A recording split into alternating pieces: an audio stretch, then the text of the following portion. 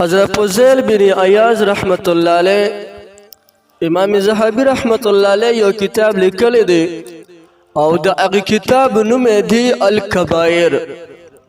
پدی الکبائر کتاب کی علامہ شمس الدین الزہبی رحمت اللہ علیہ فرمائی وی دا حضرت فضیل بن عیاض رحمت اللہ علیہ یو شاگردو او اغا شاگرد دی مبارک بیمار شلو.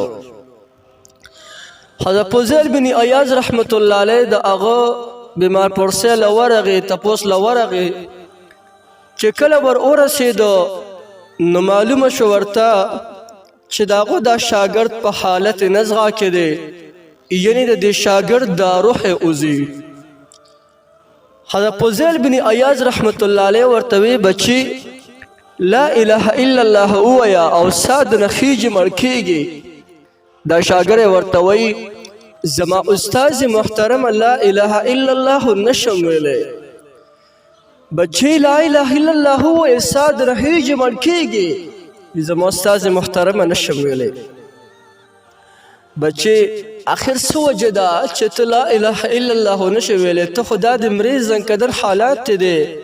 دا شاگرد ورتوی وی اے زما استاذ محترمہ یو زل زب بیمار شما او زورلم طبیب لا ڈاکٹر لا ما ورتوی طبیب سے ما تا علاج کے وی ڈاکٹر سے براتوی بچی چه تو با ارکال د شراب یو فیالیس کے ندستا دا بیماری بخشی او بچی یا ساتا کتا کال پس د شراب دا پیالے او نسکلا ستا دا بیماری بخنشی نور بخمزاشی.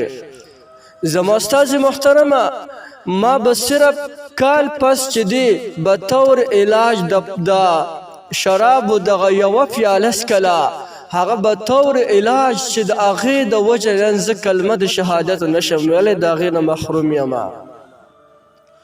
حضرت فضیل بن عیاض رحمت اللہ علیہ دا دغزینا پا جڑا جڑا باندی روتلو سواح پس پا دوی مبارک باندی پرکالی رالا وی قتل چه دا دوی دا شاگرد حق کے ملائک زنزیرون اچول دی او جہنم تیرا کھاگی.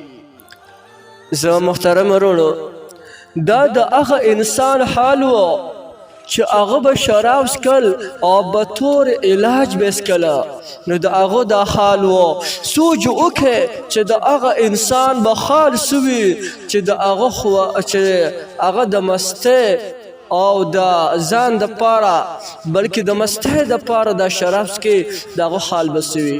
یو کسی بطور علاج کی اغوط اللہ جل جلالہ زنکدن پا وقت کے کلمہ دا شہادت ننصب کی کم انسان چی دا مستے دا پارا دا شراب کی اغوط با اللہ کم قسم عذابون ورکی واسما دہ شلا.